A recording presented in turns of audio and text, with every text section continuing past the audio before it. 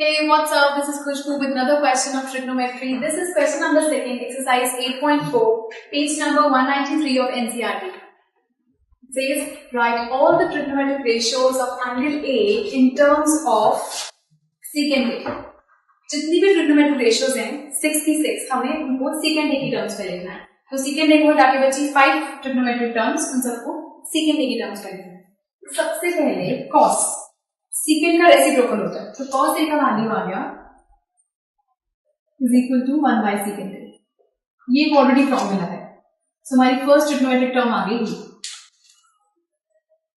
Next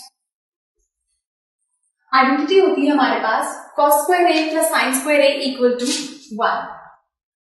so sin square A plus cos square A is equal to 1. तो यहां से sin की value क्या निकलेगी? sin square A is equal to 1 minus cos square A. इधर चला जाएगा, तो sin A is equal to under root of 1 minus cos square A. तो sin A is equal to under root of 1 minus cos square A. तो cos square A को this is sin A is equal to under root of 1 minus cos A को हम लिख सकते हैं 1 by secant A whole square. So sin A is equal to under root of 1 minus 1 by secant square A. So ये बन जाएगा sin A is equal to under root of secant square A minus 1 by secant square A. अब ये root उसके लिए भी है, numerator के लिए भी और डिनोमिनेटर के लिए भी. तो ये बनेगा under root of secant square A minus 1 upon under root of secant square A.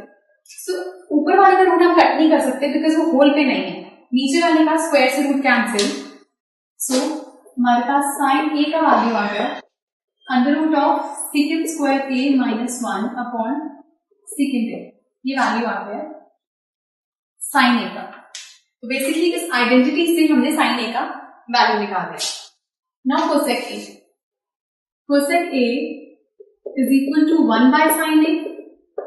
cosec sin का रेसिप्रोकल होता है, सो sin की जगह पर हम ये वैल्यू सब्स्टिट्यूट कर देंगे. So cosec A is equal to 1 upon sin A. So secant square A minus 1 by secant A. So ये यहां चला जाएगा. So cosec A is equal to secant A by under root of secant square A minus 1. ये value आ गया cosec A का. Now next आता है tan A. सो हमारे पास आइडेंटिटी होती है 1 plus tan square A is equal to secant square A. If you have seen the last videos जिसमें हमने आपको फॉर्मूलाज की डेरिवेशन कराई है, सो ये फॉर्मूला उसी में से है 1 plus tan square A is equal to secant square A. So वहां से स्क्वायर इधर आएगा तो यहां पे बन जाएगा रूट. सो 1 प्लस इसमें हमें tan का वैल्यू निकालना है. So tan is equal to tan A is equal to secant square A minus 1. So tan A का वैल्यू यहां से आएगा under root of secant square A minus 1. So ये वैल्यू हमारे पास आ गया tan A का. Now cos A, cot A. cot A is equal to cos A by sin A. So cot A is equal to, इसको आप 1 by tan A से भी कर सकते हो. tan A की जो वैल्यू आई है उसको 1 अपॉन में लिखकर. अदरवाइज cos A हमारे पास है 1 by secant A.